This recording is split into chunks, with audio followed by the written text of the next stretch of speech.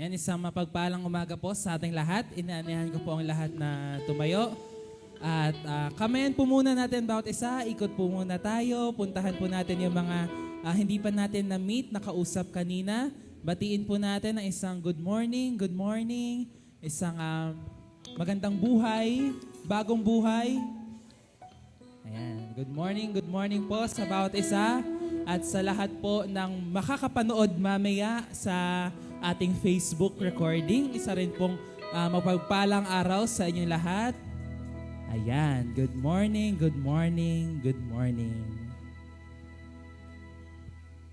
Ayan, sige. Pwede po bang bigyan natin alayan natin ng malakas na palakpak ang Panginoon sa umagang ito?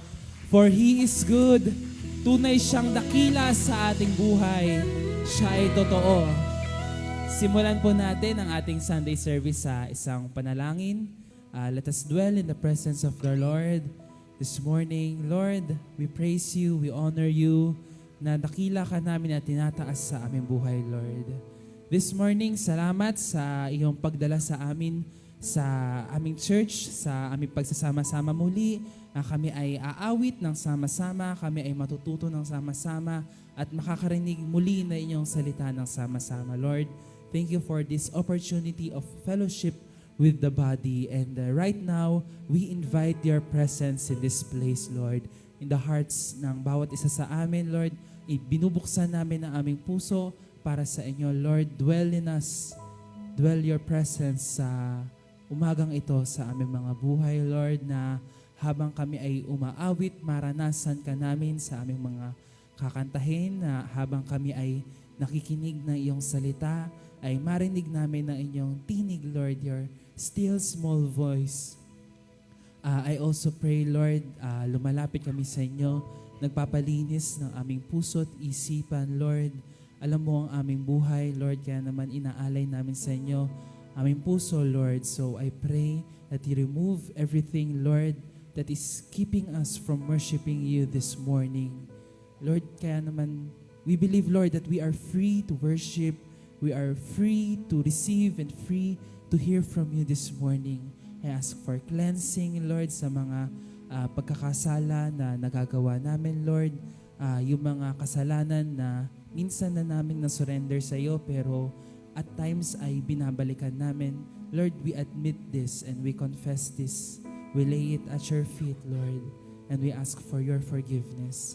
Pati na rin po sa mga kasalanan, Lord, na mga convictions na hindi namin nagagawa kahit na malinaw na sa amin na pinapagawa mo ito. Lord, we ask for your forgiveness, Lord. And we believe na kung ano yung ginawa mo sa cross, Lord, is enough. Is enough for our sins, Lord, na yung mga sins namin ay namatay ng kasama ka, Lord. And we believe that you were alive, that you have risen from the dead, and wala nang kwenta, Lord, ang kamatayan, sapagkat natalo mo na ito. Salamat, Panginoon. Patuloy ka namin pinapapurihan at pinapasalamatan. We ask for a genuine time of worship, Lord, for peace that only comes from God, and unity in the body, Lord, that also comes from you. We praise you, we honor you. Manguna ka sa aming mga buhay. This we pray in Jesus' name. Amen. Amen. Sige po, alayan po natin ng malakas na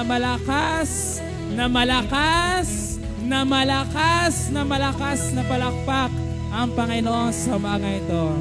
Hallelujah. Do we believe that the Lord has risen from the dead? Naniniwala po ba tayo doon? Amen. So let's sing this song for our Redeemer.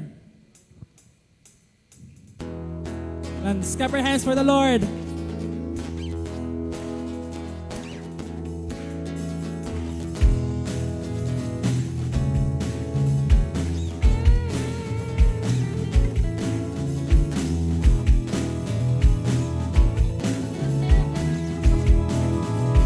Sing, I know He rescued my soul. His blood covered my sin. I believe.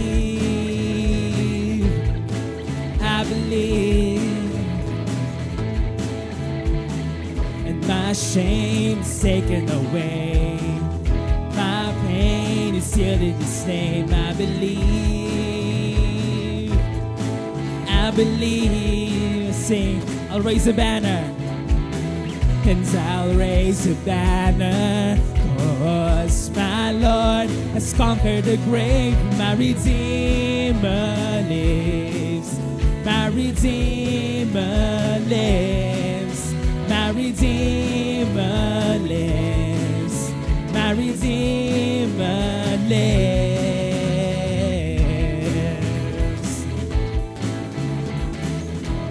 Sing again, I know.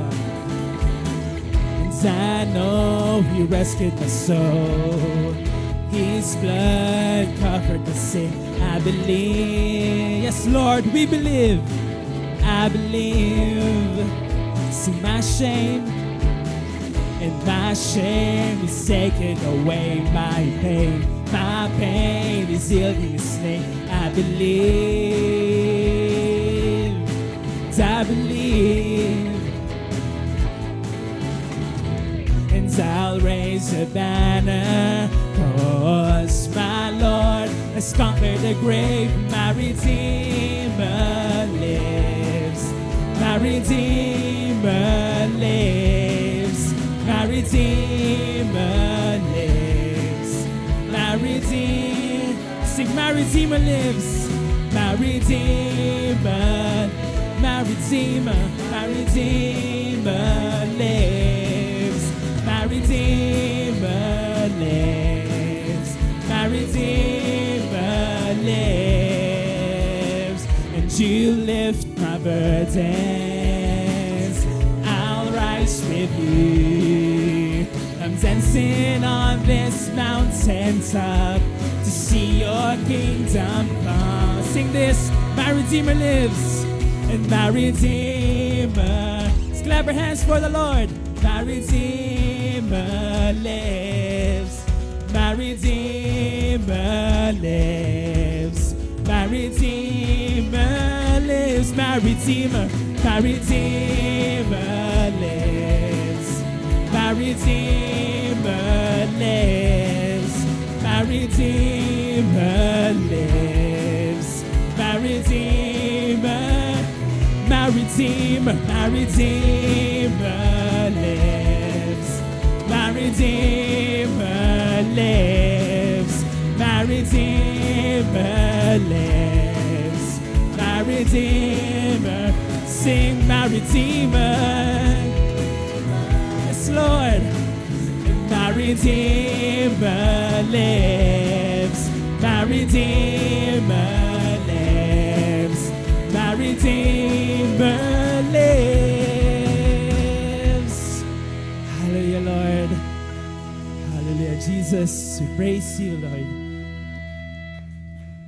Lord, this moment, we continue to sing the songs of worship. We continue to come in Your presence, in Your embrace, Lord. For You are good. For You are full of grace.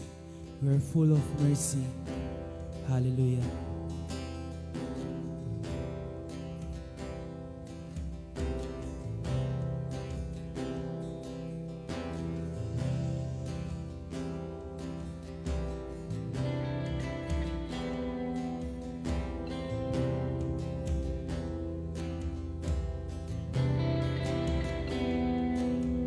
Sing the song, You Are Good. You are good, You are good. When there's nothing good in me, You are love, You are love. On display for all to see. You are light, You are light. When the darkness closes in, You are hope, You are hope. You have covered all my sin. Sing, You are peace. You are peace, You are peace. When my fear is crippling, You are true, You are true. Even in my wandering, You are joy, You are joy. You're the reason that I sing. You are life, You are life. In You death has lost its sting.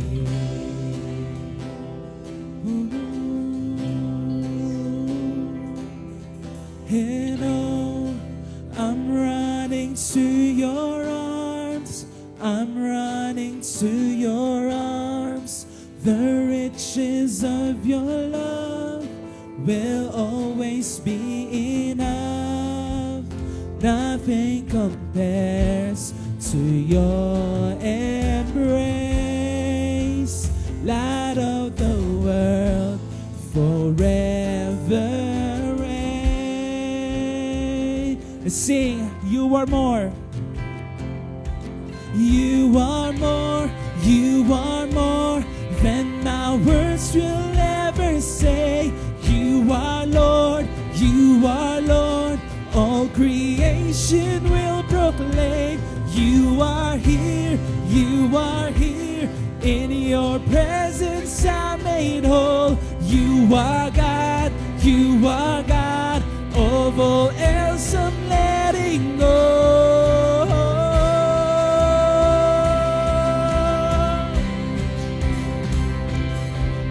And oh, I'm running to your arms. I'm running to your arms. The riches of your love will always be enough. Nothing compares to your embrace. Light of the world, forever reign. I'm running to your arms. I'm running to your arms. The riches of your love will always be enough. Nothing compares to your embrace. Light of the world, forever reign.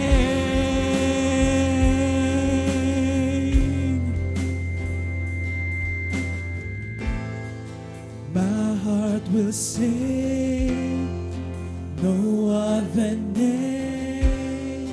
Jesus, Jesus. My heart will sing, no other name. Jesus, Jesus. My heart will sing, no other name. Jesus, Jesus. My heart will sing, no other name. Jesus, Jesus.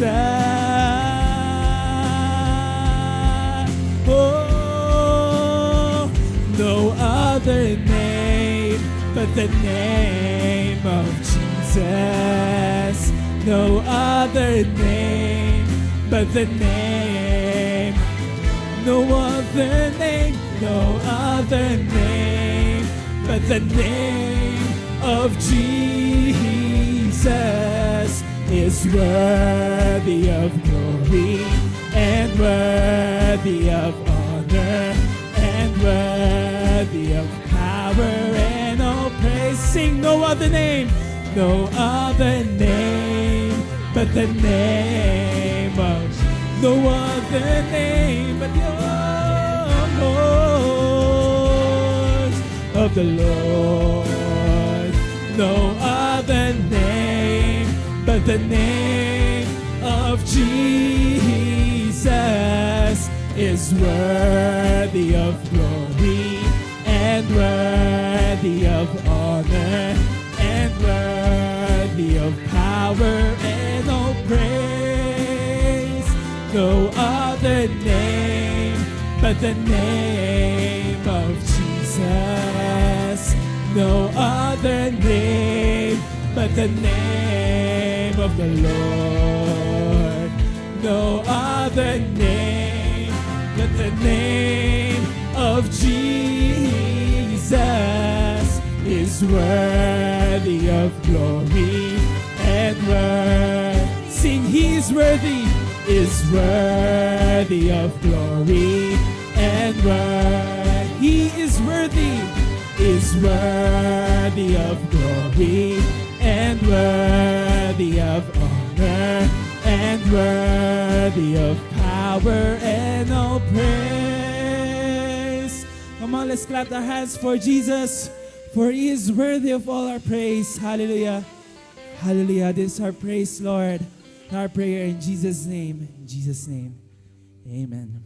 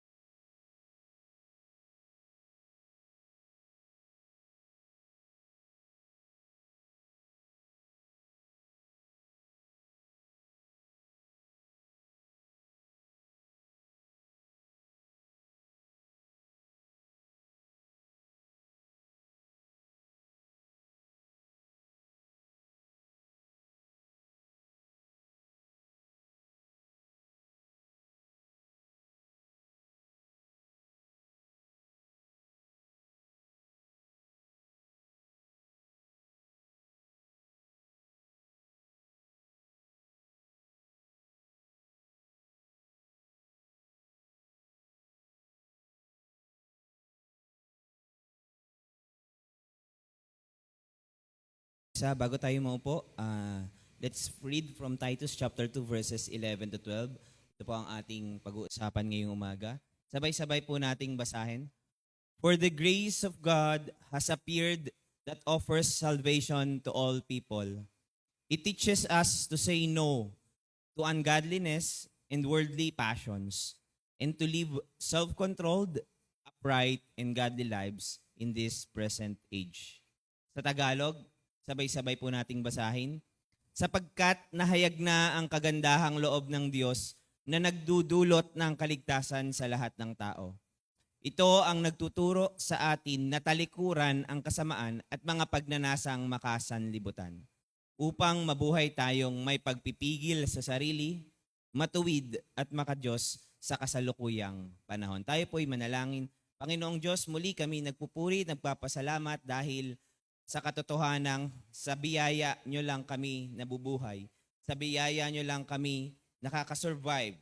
And everything is sustained by Jesus Christ, as Colossians said, na lahat ng bagay sa mundong ito ay patuloy na hawak ng iyong mga kamay, Panginoon. Kaya patuloy na nagpapasalamat kami sa lahat ng pagpapalang pinagkakaloob mo sa amin. And we tend to credit all the things na nakakamit namin at nararanasan namin sa aming mga sarili.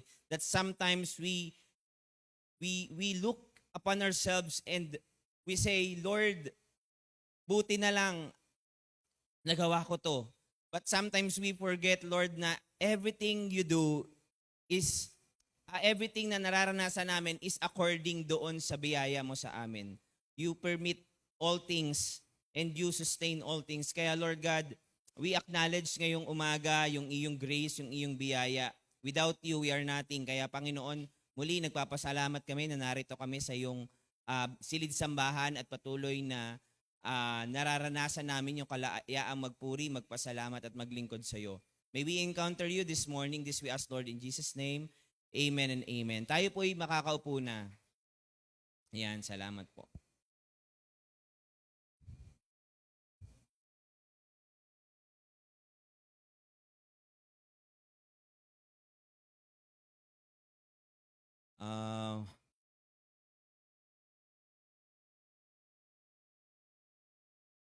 Tanungin ko po, bago tayo magsimula, tanungin ko po kayong lahat, kailan po kayo huling nagpasalamat sa Panginoon?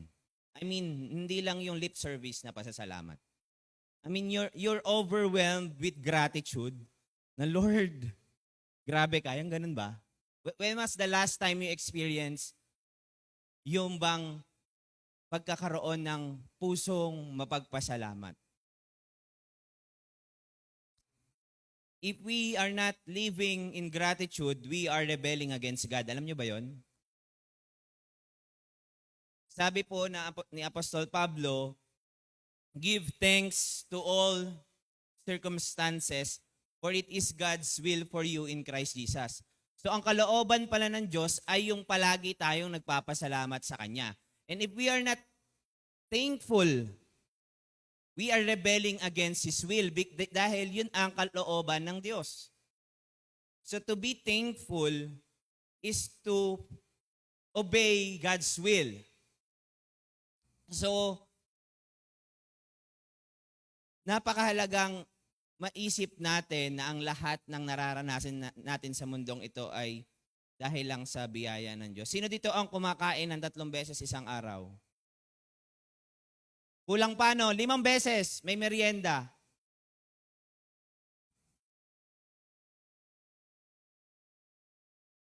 Pero minsan tingin natin kulang pa. At kapag dinagdagan ng Diyos, sinarapan niya yung ulam natin, maghahangad naman tayo ng marami pa. Walang kakontentuhan ng tao. Ano po? Minsan, pagka na-promote tayo, nadagdagan yung sweldo, tinataasan din natin yung ating cost of living, yung lifestyle natin, binabago din natin. Kaya in the end, wala rin tayong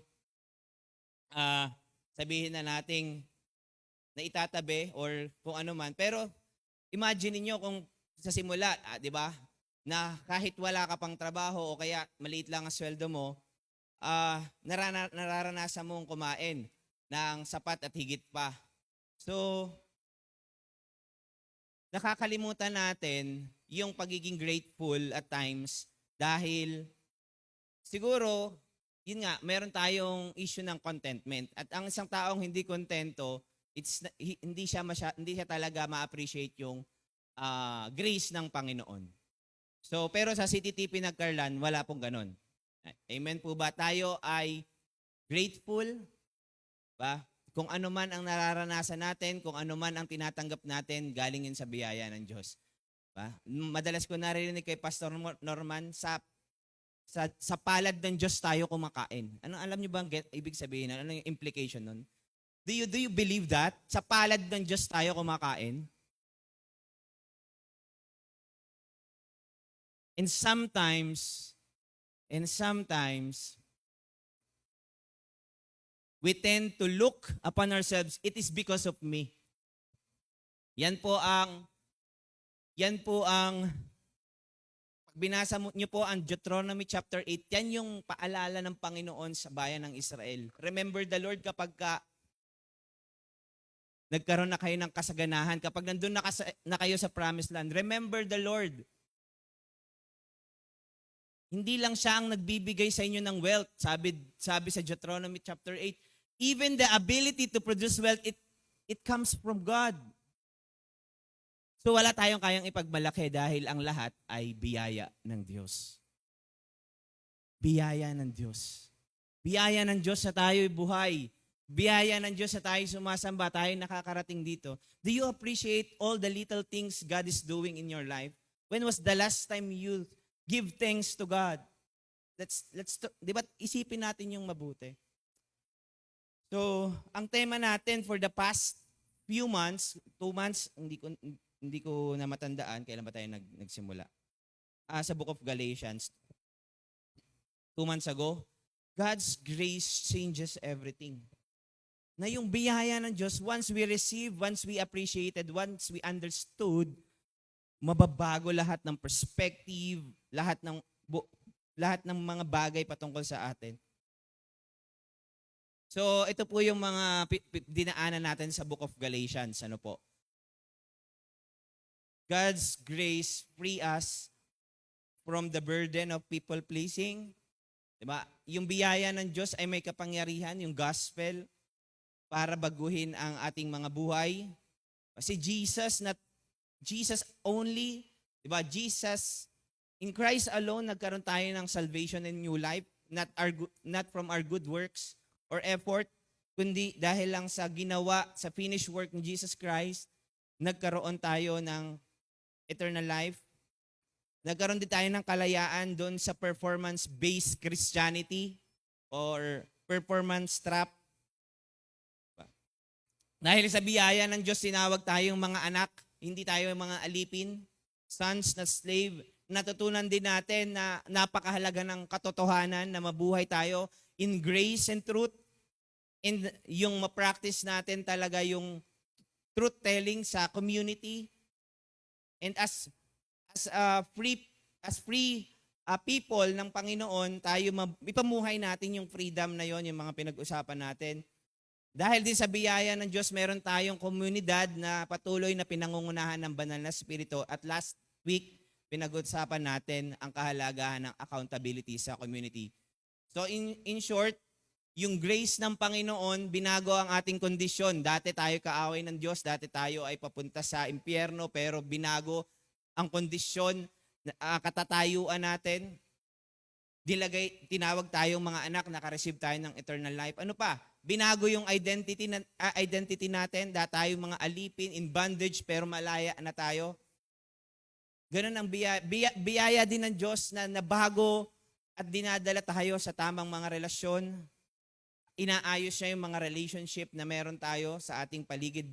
Lahat ng yon ay biyaya at still nabubuhay tayo sa biyaya ng Diyos. Sino dito ang makakapagsabing nararanasan ko ang biyaya ng Diyos? Taas ang kamay. Praise the Lord. Pasalamatan po natin ang Panginoon. Wag nating kalilimutan po iyon, mga kapatid. At so, when we talk about the grace of God, very familiar na tong word na to, very, sabi natin, gas-gas na dahil ito naman talaga yung isang core ng Christianity na we live under the grace of God. But sometimes, hindi pa rin talaga to natin nauunawaan. Kaya ang sabi ni Paul sa Romans 6:1-4, meron siyang argument na gustong bigyan ng linaw dito. Anong gusto nating sabihin? Shall we go on sinning so that grace may increase? Sino dito ang gusto pang maranasan ng grace ng Panginoon? Tayong lahat. Pero dahil ba sa grace ng Panginoon, should we go on and continue sinning? Sabi ni Paul, of course not. By no means. Of course not. Siyempre hindi. We are those who died to sin. If we experience God's grace, we have died.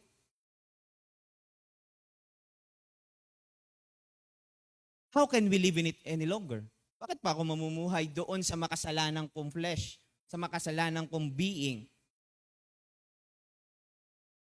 Or don't you know, alam nyo ba, na lahat ng nabautismuhan kay Kristo, ibig sabihin, yung baptism dito, hindi lang yung patungkol sa water baptism, it is about being united in Christ.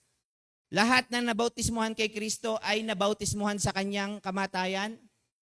Ibig sabihin, kayo na namatay kay Kristo through baptism into His death, ay nakipag-isa kay Kristo. At just as Christ was raised from the dead, through the glory of the Father, we too may live the new life. So yung pala yun, grace. Nung na-experience natin yung habag ng Diyos na matay tayo sa ating dating pagkatao upang maranasan natin ang panibagong buhay. Hindi po langit ang usapan dito, mga kapatid. Wala pa pong langit ang pinag-uusapan dito. It is about living the new life. Ngayon na, now na. Yung pala yun. So, tingnan po natin yung binasa natin sa Titus chapter 2, verses 11 to 12. Ulitin po natin. Verse 11, pag sinabing for, because the grace of God appears that offers salvation to all people. Mamaya makikita natin yung kabuuan yan. So, dahil dumating na yung biyaya ng Diyos at nag-offer siya ng kaligtasan sa lahat ng tao. Sa Tagalog, ito po yung nakalagay, sapagkat nahayag na ang kagandaang loob ng Diyos na nagdudulot ng kaligtasan sa lahat ng tao. So, ito alam na natin, yung grace na binabanggit ay nakakapagligtas. Sino po dito ang naranasan yung kaligtasan na yon? Taas ang kamay. Praise the Lord. Grabe yung biyaya ng Diyos. Hindi tayo karapat-dapat.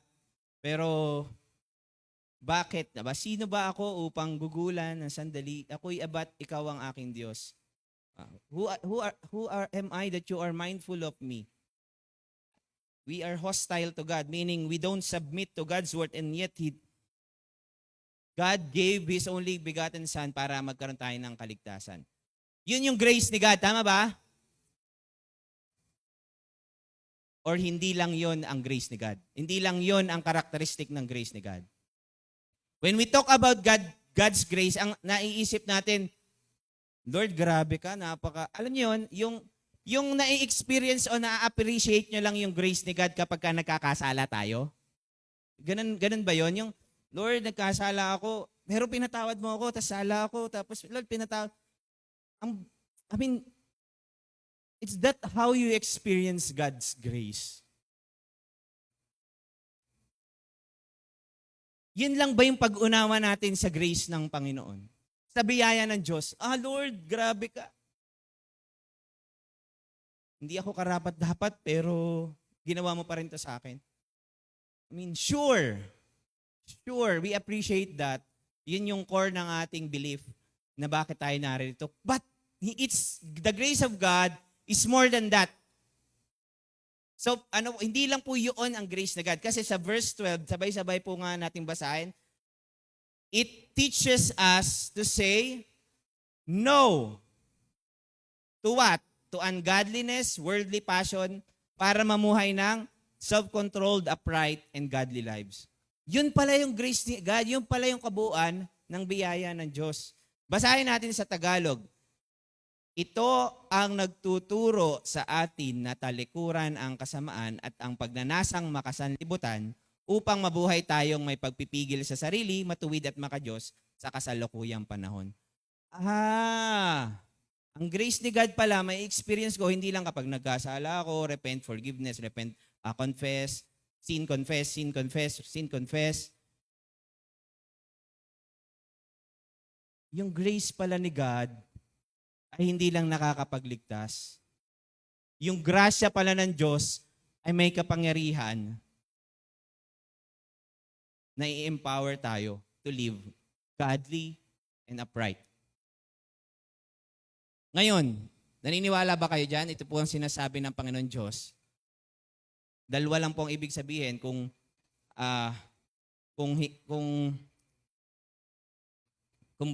hindi siya totoo sa ating buhay. Bakit ganun, Lord? Yung pala yung sinasabi ng grace yung pala yung grace ni God. Hindi lang pala maranasan ko yung sobra mong biyaya sa akin sa kaligtasan, kundi yung parang grace mo ay patuloy na nag-e-empower sa akin na mamuhay ng nararapat. Pero bakit, Lord, hindi ko ma-experience? Dalawa lang ang pwedeng dahilan. It's either may problema yung salita ng Diyos o may problema ka. Mamili kayo.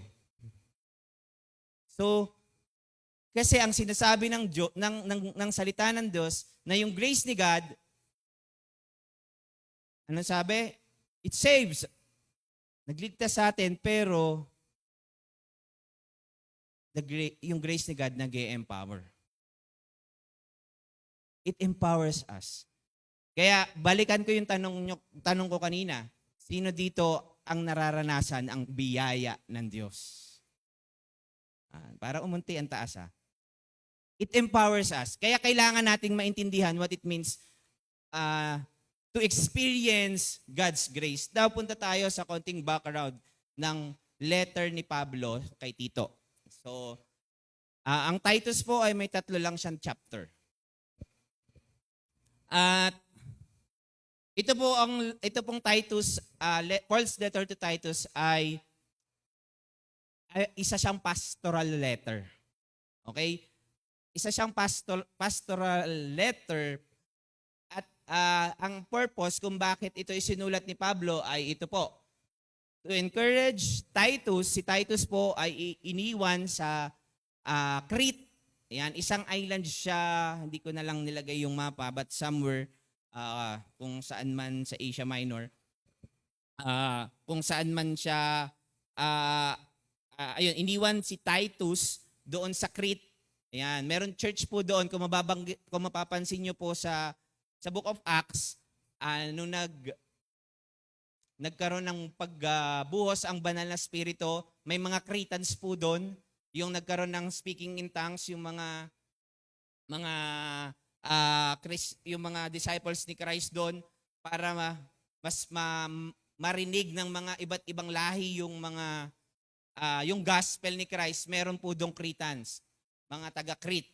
And so, we believe na nakapag-plant po ng church dito sa Crete. Kaya lang, may mga problemang nangyayari sa church. Lahat ng church ay, kumbaga, may kailangang iayos. At isa si Titus na talaga ni Pablo para ayusin yung mga bagay na dapat ayusin sa Crete. So, ang purpose ng letter na ito is to encourage Titus to complete the organization of churches on Crete, counter the effects of false teachers there, and instruct believers in proper Christian conduct. So, iayos yung organisasyon, i-deal yung mga false teaching, pero ito yung mas maraming laman doon sa letter ni Paul kay Titus. Yung instruction para sa mga mananampalataya na ayusin nila ang kanilang pamumuhay. So, Titus 1 verse 5 sabi, "The reason I left you in Crete was that so that you might put in order what was left unfinished and appoint elders in every town as I have directed you." Ayusin mo yung, actually organizational yung instruction dito. May mga kailangang iayos. So, Paul directed Titus to establish a group of faithful elders. Mga leaders na mag-oversee dun sa doctrinal purity, tamang mga katuruan. Pero hindi lang yon, hindi lang tamang katuruan, kundi tamang, ano ang Tagalog sa conduct? Tamang ugali, tamang asal, tamang pamumuhay. Bakit? Ano po kayang problema sa Crete? Anong problema ng mga mananampalataya doon? Anong problema ng mga tao doon? Basahin po natin to. Titus chapter 1 verse 16. 1, 2, 3, go. They claim to know God, but their actions deny Him. They are detestable, disobedient, and unfit for anything good. Ulitin ko po They claim to know God, but their actions deny Him. Sinasabi nilang, kilala nila ang Diyos, pero iba yung sinasabi ng kanilang gawa. Walang lapat. Hindi match, kumbaga. Hindi talagang nagkatahi. Nagagets nyo ba? Ito yung problema doon sa church, sa Crete. Sinasabi nilang, kilala nila ang Diyos, pero iba yung sinasabi ng kanilang gawa. So, sermon thoughts for today. How you live your life is a manifestation and a revelation of your relationship with the Lord Jesus Christ. Sa Tagalog, kung ano yung klase ng pamumuhay ang pinapamumuhay mo, it reveals your relationship with Christ. Whether you really have a relationship with Him or you do not have a relationship with Him. It shows us the condition of our relationship with Jesus Christ. The way we live our lives. Ibig sabihin, hindi pala yung ating profession na kilala ko ang Diyos ang magdidikta kung talagang kilala natin ang Diyos. Kasi yun po yung, balikan po natin, they claim to know God, yun yung problema sa Crete, but their actions deny Him. So mahalaga pala, yung pamumuhay, yung conduct, yung pag-uugali. So another sermon thought, right understanding of God, tamang pagkilala at pag-unawa sa Diyos equals right relationship with God, tamang ugnayan, hindi lang relasyon, kundi tamang relasyon sa Diyos, at magli-lead to right attitude toward God. Attitude. So yun pala yun, Tamang pag-unawa, tamang pagkilala, tamang relasyon, tamang pagkilos, tamang pag-uugali at tamang asal. So, your understanding about who God is, it will define your identity, behavior, way of thinking, and purpose. Yung pag-unawa mo kung sino ang Panginoon, yun talaga ang magdidikta ng kung sino tayo, yung behave, pagkilos natin, pamamaraan ng pag-iisip natin, priorities, purpose in life, objective, goals. Sino ang tinutugis mo, mga kapatid? Sino ang tinutugis nyo, mga kapatid? It reveals the condition of our relationship with Jesus Christ. Not our profession, not how we comply to church attendance, but how we live our lives. Yun po yung point ni Paul. Ito yung point nitong salita ng Panginoon. Kaya yung Titus chapter 2, ito po yung instruction ni Paul kay Tito. Ikaw, Tito, turuan mo ang mga nasa Crete, ang church dyan sa Crete, what is appropriate to sound doctrine. Teach what is accord to sound doctrine. So kapag binasa mo yung Titus chapter 2, verse 1, parang pag unang tingin, ang maiisip natin, magturo ka ng mga tamang doktrina. Which is napakahalaga kasi napakahalaga ng ating tamang pag-unawa, tamang doktrina. Pero yung tamang doktrina, merong kailangang ilapat sa doktrina. Dapat lalapat yan. Anong ilalapat do sa doktrina? Yung kind of living that reflects the doctrine. Sa NLT translation ng Titus chapter 2 verse 1, as for you, Titus, i-promote mo yung tamang pamumuhay na magre-reflect do sa tamang katuruan. Promote the kind of living that reflects wholesome teaching. So dapat daw nagmamatch yung teaching ng Panginoong Diyos sa buhay natin. Kasi makikita nyo sa mga susunod ng verse, merong malaking danger kapag hindi naglapat yan at nagtatama. Sa Amplified Version, ito po ang nakalagay. Titus chapter 2 verse 1. But as for you, teach the things which are in agreement. Dapat nag-agree yung doctrine at yung buhay. Sabi dito, which promotes men and women of good character, whose lifestyle identifies them as true Christians. Yung pala yun, in-explain lang natin sa iba't ibang translation. Ituro mo, hindi lang yung doktrina, kundi yung dapat na pumumuhay para mag-match dun sa doktrina, para malaman na ikaw talaga ay totoong tagasunod ni Kristo. So yun pala yun. At yung mga sumunod na verses 2 to 10, yun po yung mga dapat na makita. Yan. Hindi lang pala dapat meron tayong alam sa Biblia, kundi dapat in agreement yung buhay natin dun sa alam natin sa Biblia. Kasi, ulitin natin, ang problema sa church sa Crete, they claim to know God, but their actions deny Him. So ano po yung makikita natin sa mga susunod na verse? Ano po yung mga dapat ituro ni Tito doon sa Crete, sa church sa Crete, na in agreement doon sa sound doctrine? O, isa-isahin po natin. May instruction sa older men, older women, and young men and women. Yan. Verse 2. So, ituro mo yung mga nararapat in accordance or appropriate sa sound doctrine. At ito daw yon.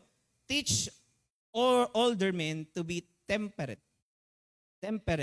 worthy of respect, self-controlled, and sound in faith, in love and endurance. Likewise, teach the older women to be reverent in the way they live, not to be slanderers or addicted to too much wine, but to teach what is good.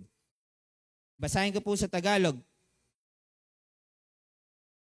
Pagbawalan mo silang magsalita ng, verse 2 pala. Sabihin mo sa matatandang lalaki na sila'y maging mahinahon, marangal, mapagpigil sa sarili, at maging matatag sa pananampalataya, pag-ibig at pagtitiis. Sabihin mo naman sa matatandang babae na sila'y mamuhay ng may kabanalan, huwag maninirang puri, huwag maglalasing, kundi magturo sila ng mabuti. Yan. So, si Paul, tinuturuan si Titus, kailangan turuan yung mga church leader doon sa discipleship. And pansinin nyo lang yung word na teach ha. Sino dapat mag-teach dito? Si Titus. Okay, mamaya. May i-reveal tayo dyan.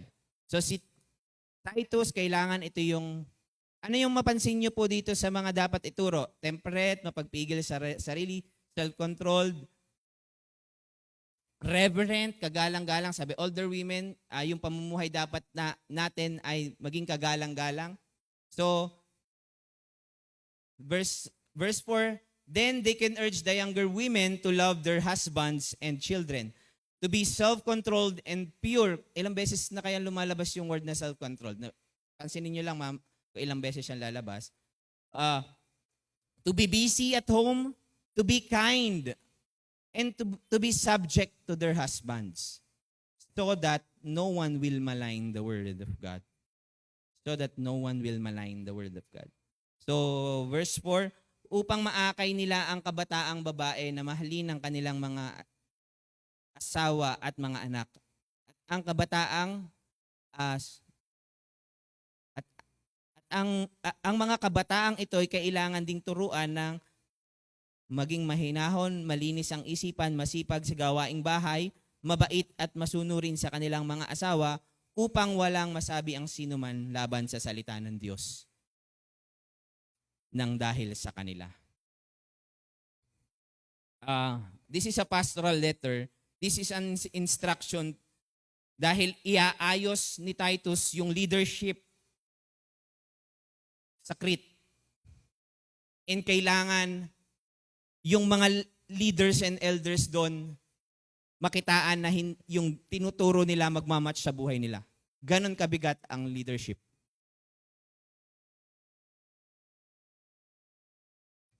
Bakit? Bakit kailangan iayos yung karakter? Ito po, naka-highlight na po siya. So that no one will malign the word of God. I-translate pa natin sa ibang version. Sa NLT, then they will not bring to shame on the word of God. Sa Berean translation, so that the word of God will not be discredited. Sa Tagalog, upang walang masabi ang sinuman laban sa salita ng Diyos. Hindi sa atin hindi tayo sa salita ng Diyos. So, kailangan ito, alam niyo po ba, yung mga instruction na to, more on character, mga kapatid. Character. So, verse 6, similarly, encourage the young men to be self-controlled. Ayan na naman yung self-controlled. Ano kayang connection ng grace sa self-controlled? Self nga yun Yan. Di ba? Ang grace, hindi naman tayo yun Pero bakit self-controlled? In everything, set them an example. Instruction ni Paul kay Titus. Ikaw, Titus, set them an example by doing what is good. In your teaching, show integrity, seriousness, and soundness of speech that cannot be condemned, so that those who oppose you may be ashamed because they have nothing to say about us. They have nothing to say about us. Sa Tagalog, turuan mo rin ang mga kabataang lalaki na maging mapagpigil sa sarili. Sa lahat ng paraan, maging halimbawa ka ng mabuting ugali at maging tapat ka at kagalang-galang sa iyong pagtuturo. Nararapat na pananalita ang lagi mong gamitin upang hindi mapintasan ninuman ang sinasabi mo. Kaya't mapapahiya ang ating mga kalaban sapagkat wala rin silang masasabing masama laban sa atin. So napakahalaga nung pagmamatch nung doctrine and nung life. Hindi pala ito paramihan ng post ng Bible's verse at paglalagay ng My Day ng mga quotable verses sa Facebook or Instagram. Although mahalaga that we proclaim God's word, but kailangan magmamatch daw dapat yung buhay natin dun sa salita ng Panginoon. Dahil ulitin natin, ang problema sa Crete, they claim to know God, but their actions deny Him. Verse 9. Pansinin ulit lang natin to, balikan. They have nothing to say about us. Yung kanina, so that no one will bring shame to the word of God. Ito naman, so that no one will accuse evil against them. And pangatlo, sa verse 9, teach, ito pa, dapat ituro. Ito yung mga appropriate to sound doctrine. Teach slaves to be subject to their masters in everything, to try to please them. Ito yung pleasing people na hindi para sa kanilang sarili, kundi, di ba? Ito yung pleasing others para maging attractive ang salita ng Diyos, ang word ni God. Hindi to self-centered pleasing people, parang gano'n, na pag-usapan na natin to last time. So not to talk back, ito po yun. So you try to please them and not to talk back to them. Kahit ito yung mga boss na hindi maayos ang ugali, pero dapat tayo bilang mga Kristiyano ay responsibilidad natin na irespeto sila. Doesn't mean we agree with them, but we respect them. Not to steal, ayan pa, mga problema doon sa church, but to show that they can be trusted. So that in every way, they will make the teaching about God, our Savior, attractive. Basahin natin sa Tagalog.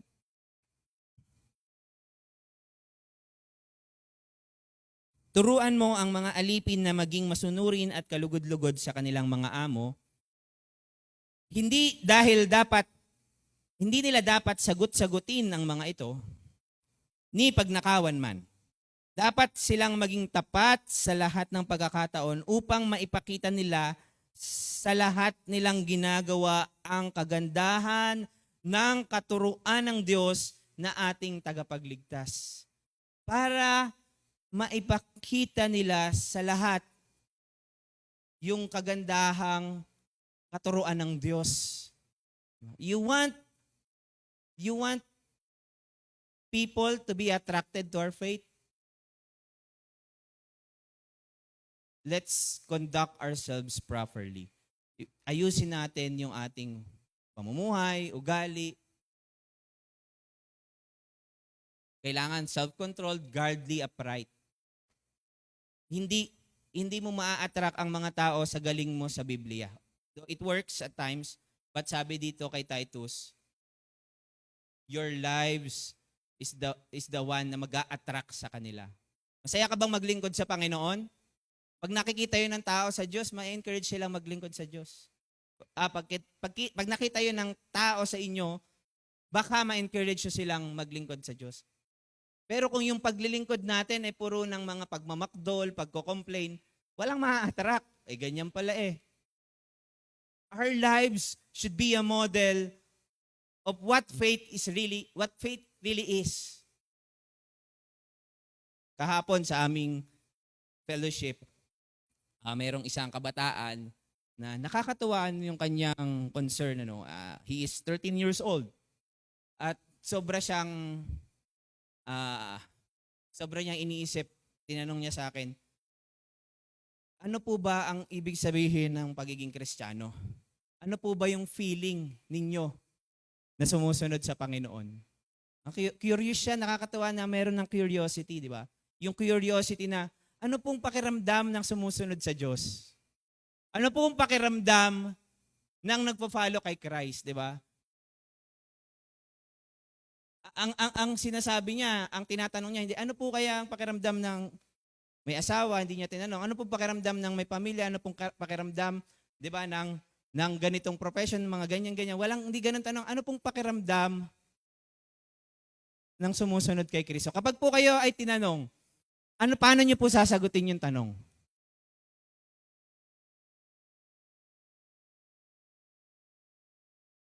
Kahapon lang to, fresh na fresh. What does it mean to be a Christian? You can technically, actually yun yung ginawa ko, technically, in-explain ko what it means to be a Christian, pero yung tanong niya kasi, ano pong pakiramdam nyo? Anong nafe-feel nyo? So kung hindi ako Kristiyano, hindi ko yung masasagot. Kasi personal yung tanong. Pero ang sabi ko po sa kanya, ano bang pakiramdam ko? Never ako naging masaya, fulfilled, and satisfied sa buong buhay ko nung nakilala ko si Kristo. So, paano ko ba na-construct? Mas naranasan ko yung totoong saya, fulfillment, and satisfaction nung nakilala ko si Kristo. Sabi ko, worth it sumunod kay Kristo. Naranasan ko yung barkada, mga kung ano-ano man. Lumalaki naman din akong may kaya yung aming pamilya na nakakaahon-ahon. Pero kung yun lang yun, pera ba? Barkada ba? Hindi kulang kapos Kaya sabi ko, that's my personal conviction. Never ako na-fulfill. Yung pakiramdam na fulfilled ka sa buhay. Nangyari lang yon nung nag-decide akong ibigay ang buhay ko kay Kristo. Matagal na ako sa church Sabi ko, matagal na ako sa church, laking church ako, pero never kong na-experience si Christ at that level. Pero tinuturuan naman ako ng Panginoon doon. Pero kayo, kung tatanungin ko kayo, anong feeling ng sumusunod kay Kristo? It's up to you. Sabi dito, we need to check our lives kung ito ba ay kumbaga para maka-attract ng tao. Not to ourselves. Hindi ma-attract ang tao para pumunta sa simbahan, kundi magkilala nila si Kristo. So, to conclude that points, be watchful of our personal and public lives. Maging maingat tayo sa ating mga personal at pampublikong pamumuhay. Sabi dito, the message about Jesus is discredited.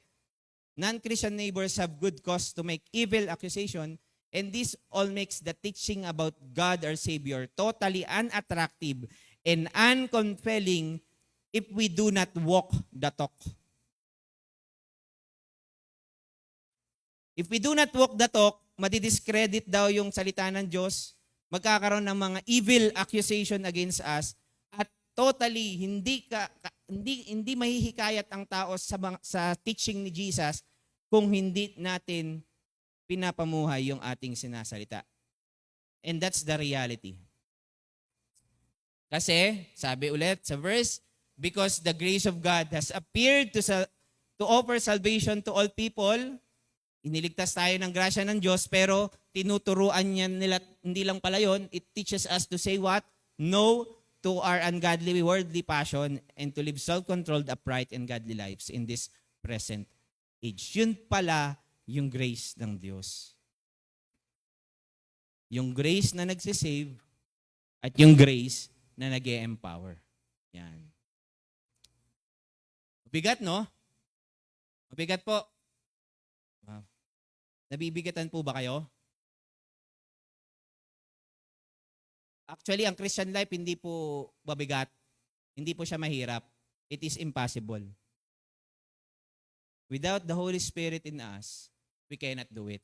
Kaya nga, grace ibibigay sa atin ng Diyos. Amen po ba? Para hindi, ibig sabihin, yun yung grace na binigay sa iyo ng Diyos, kakayanin natin. Hindi dahil sa atin, kundi dahil nga sa grace eh. So, tingnan natin ito pong 1 Corinthians 15 verse 10. Basahin nga natin sabay-sabay. But by the grace of God, I am what I am. And His grace to me was not without effect. No, I work harder than all of them, yet that but the grace of God that was with me. Maganda sa Tagalog. Basahin ulit natin sa Tagalog. Ngunit kung ano ako ngayon, ito ay sa pamamagitan ng biyaya ng Diyos. I-take note niyo po yung susunod na naka-highlight. At ang kanyang biyaya para sa akin ay hindi nawawalan ng saysay.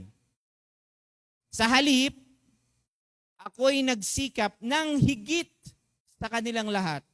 Gayon may hindi ako, kundi ang biyaya ng Diyos na nasa akin. Amen to that? Kung ano ko ngayon, dahil yun sa biyaya ng Diyos. Pero, yung biyaya ng Diyos, hindi nawalan ng saysay sa akin, sabi ni Pablo. Sa halip, ano yung epekto ng grace ni God? I work harder than any of them. Anong context? Si Pablo sa Corinthians ay dinidiscredit yung pagiging apostol niya. Yan naman, nahuli naman yan eh. Yung nauna naman talaga, yung 12, hindi naman niya talaga tagasunod eh. So yung level, yung parang may ranking eh. Mahirap sa ranking eh. Yung parang ranking. Yan. So si Pablo, ini-slander siya eh. Kaya di ba may division sa Corinthian Church? Kay Apollos ako, kay Pablo ako, kay Peter ako, kay Paul ako, kay Jesus ako, ganun. So si Pablo, dinidiscredit or may mga accusation sa kanya, yung kine-question yung pagiging apostol niya. Kasi pag sinabing apostol, dapat face-to-face talagang nakita mo si Jesus at follower ka ni Jesus and all. May mga criteria yan. Pero sinasabi ni Paul, ako naman yung least of the apostle, pero he works hard. So, kaya yung sinabi niyang, I work harder than any of them. Grabe, no? Parang grace ni God, parang humble, pero parang hiyabang ng konti, Pero hindi siya mayabang ang dating ni Pablo dito. He is just making a point na, no, I work harder na kahit ako yung least sa mga apostol, pero I work harder di dahil sa akin because of the grace of God that was with me. So yung grace ng Panginoon, hindi siya license para hindi tayo mag-work. Ang kinokontra natin sa Galatians, di ba? Yung work-based salvation, yung work-based or performance-based Christianity. Pero it doesn't mean na ma-experience mo yung grace ni God, hindi ka mag-work ng harder. Hindi ka magsisikap ng higit. Diba? Kasi si grace, yung grace naman ni Diyos, ang bahala dyan. Hindi siya license para maging tamad tayo. Nakukuha niyo po ba? Si God na lang ang magja-judge sa atin kung ang work natin ay galing sa pananampalataya o hindi. Pero hindi pwedeng wala. Sa halip, ako'y nagsikap ng higit sa lahat. So may work no? By the grace of God, I am what I am. I am a child of God. I am forgiven. I am redeemed. Now, anong itsura nun? I am a disciple. I am God's workmanship. I am an ambassador of Christ sa 2 Corinthians 5. I am Christ's ambassador. Diba? Evangelizing people na ma-reconcile kayo sa Diyos. Now, anong itsura nun sa buhay natin? Dapat may result. Kasi yun yung sinasabi na effect ng grace sa mga buhay natin. By the grace of God, I am what I am, pero hindi siya nawawalan ng saysay. Mga kapatid, reflect upon your lives.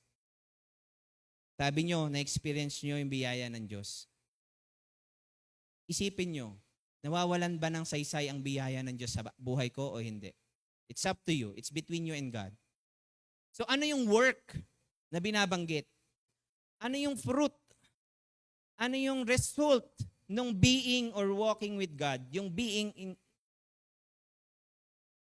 may apat na dapat tayong titingnan when it comes sa result, sa fruit, sa work. Kasi baka ang iniisip lang natin ay ministry. May apat po dapat tayo makita. Ito po yon. Yan. Number 1, conviction. Number 2, character. Number 3, competence. And number 4, commitment. Conviction, ito yung siguradong sigurado ka na yung salita ng Diyos ay sa Diyos at yun yung pattern mo ng pamumuhay. You make decision based on God's word, not on feelings.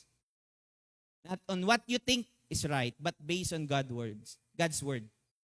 So habang nag-grow tayo sa ating Christian journey bilang baguhang Kristiyano, lumalaki at nagdi-disciple na ng iba, may mga levels yan. Pero ito lang po muna yung aking bibigyan ng pansin. So yung work pala, hindi lang siya patungkol sa commitment, yung ministry and all. Actually, yung binasa natin sa Titus, dito siya nakafocus Character. So, bunga pala yon. So, pero hindi naman pwedeng, okay, meron ka nito, pero hindi ka committed, wala ka ding competence. Lahat ng yan nag-grow. So, may mga bagay sa buhay natin na marahil, mabait ka, pero okay yung character mo, pero may challenge ka sa commitment. Meron namang grabe yung level ng commitment, pero grabe din yung character.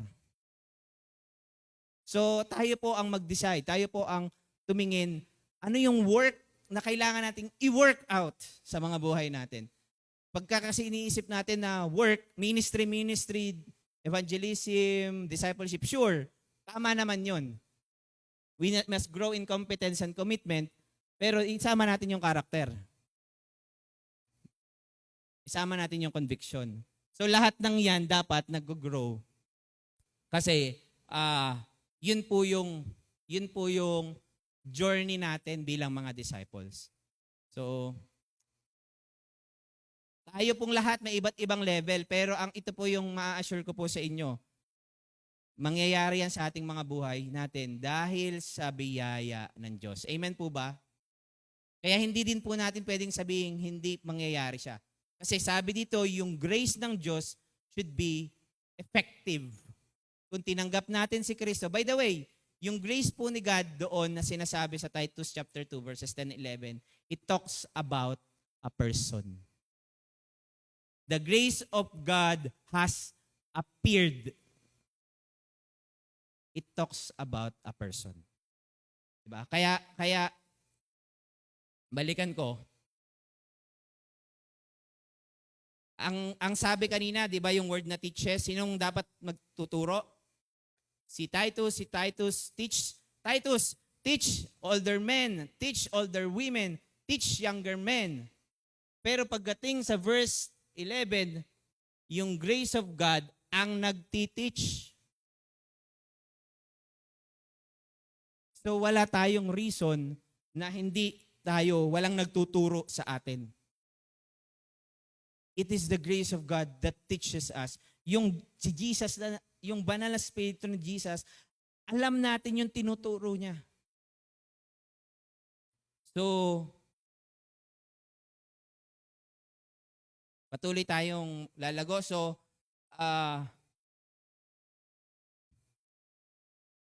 meron pala yan. So, doing, yan, yung being. So, again, sermon thoughts for our conclusion. Your understanding about who God is will define your identity, behavior, way of thinking, and purpose.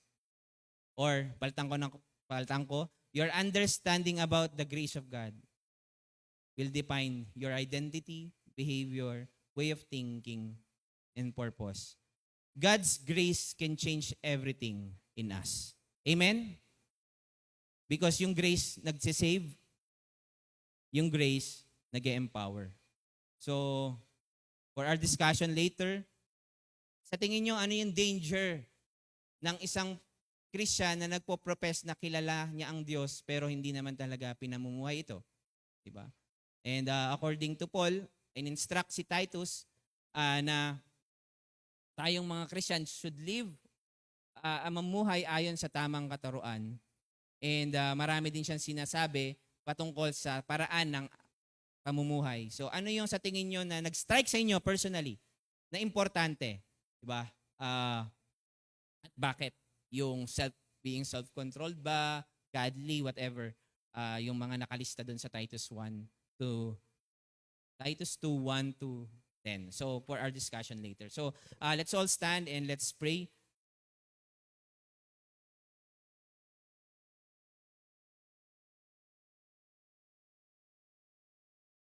Father, we thank you po sa iyong mga salita. Una sa lahat, kami nagpapasalamat dahil nakita namin muli na yung biyaya mo nga, Panginoon, ay sobra-sobra pa. Sabi nga ng iba, Lord, and I agree with this statement na hindi namin kayang abusuhin yung grace mo kasi nga sobra-sobra na nga yung binigay mo aabusuhin. Paano pa namin maaabuso? Dahil sobra-sobra na siya . Pero Lord, ito yung nagiging problema namin. Tinetake advantage namin yung binigay mo at kaloob mo sa amin. We can't abuse your grace kasi sobra-sobra na. Pero masyado naming tinetake for granted what you have given to us. Kaya Lord, we ask for forgiveness kung sometimes we neglect the grace of God. Actually, we sometimes neglect Jesus because He is the grace of God. Kaya patawarin mo kami kung at times we become unappreciative, unthankful, ungrateful sa mga patuloy na pinagkakaloob mo. Pero salamat dahil sa katotohanan na yung grace mo nga, Panginoon, ay una sa lahat, niligtas kami. Hindi kami naligtas sa aming kagalingan, sa aming good work, sa aming good morals, even our education. Wala po kaming may pagmamalakis dahil kaloob mo ang kaligtasan, Panginoon. Nung binigay mo si Jesus at namatay siya sa krus, pinagkaloob mo yung kaligtasan na yun. Pero Lord, hindi mo lang kami niligtas, binigyan mo kami ng kapangyarihan upang tanggihan yung gawa ng aming mga laman. Yung mga mapagtagumpayan yung mga maling ugali sa aming mga buhay. Kaya Lord, wala kaming reason para sabihin hindi mo na siya binigay. Lord, binigay mo nga . It's just that we are so hard-headed. We reject and neglect your grace. Yung grace na nagliligtas at yung grace na nag-empower.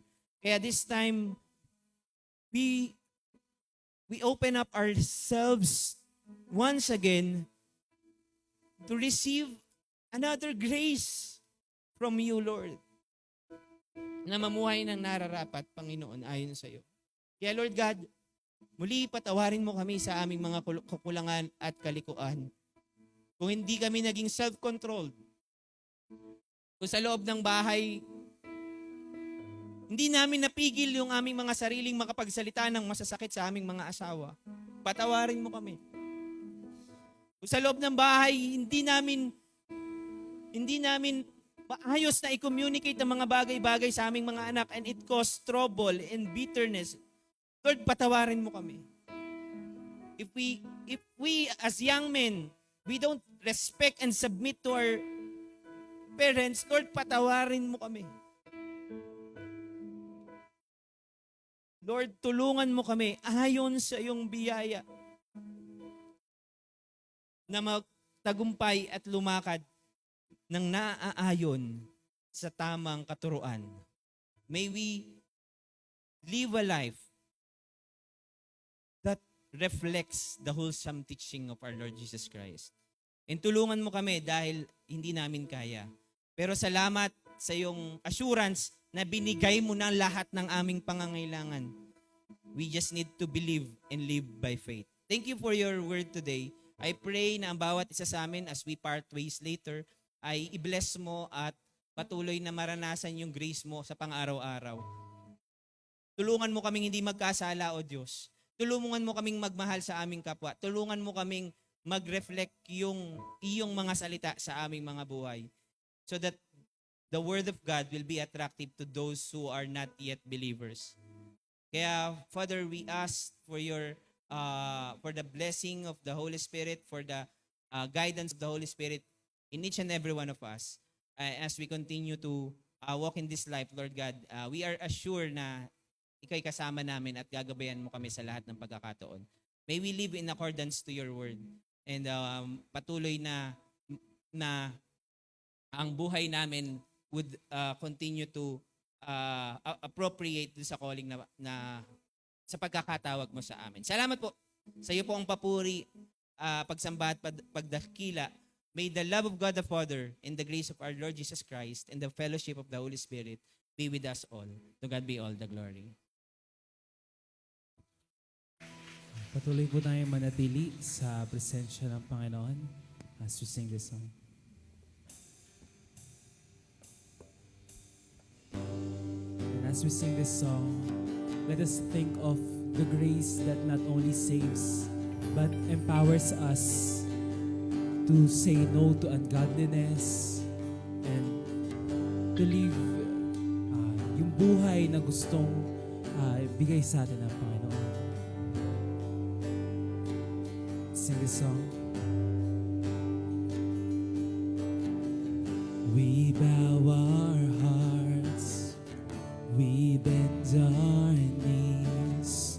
Oh Spirit, come make us humble. We turn our eyes, we turn our eyes from evil things. Oh Lord, we cast down our idols. So give us clean hands, give us pure hearts. Let us not lift our souls to another. Give us clean hands, give us pure hearts. Let us not lift our souls to another. Let's sing again. We bow our hearts. We bow our hearts. We bend our knees. Oh Spirit, come make us humble. We turn our eyes. We turn our eyes from evil things. Oh Lord, we cast down our. So give us clean hands. Give us clean hands. Give us pure hearts. Let us not lift our souls to another. Give us clean hands. Give us pure hearts. Let us not lift our souls. Sing, give us clean hands, Lord. Give us clean hands. Give us pure hearts. Let us not lift our souls to another. So give us clean hands, give us pure hearts. Let us not lift our souls to another. Oh God, let us be a generation that seeks your face. Oh God of Jacob, oh God, let us be a generation that seeks your face. Oh God of Jacob. So give us clean hands, give us pure hearts. Let us not live. Let's make this our prayer. God, give us clean hands. Give us clean hands, oh God. Give us pure hearts. Let us not live our souls. Lord, let us give us clean hands. And give us pure hearts. Let us not lift our souls to another. So give us clean hands, give us pure hearts. Let us not lift our souls to another. Lord, give us clean hands, give us clean hands, and give us pure hearts. Let us not lift our souls to another. So give us clean hands, give us pure hearts.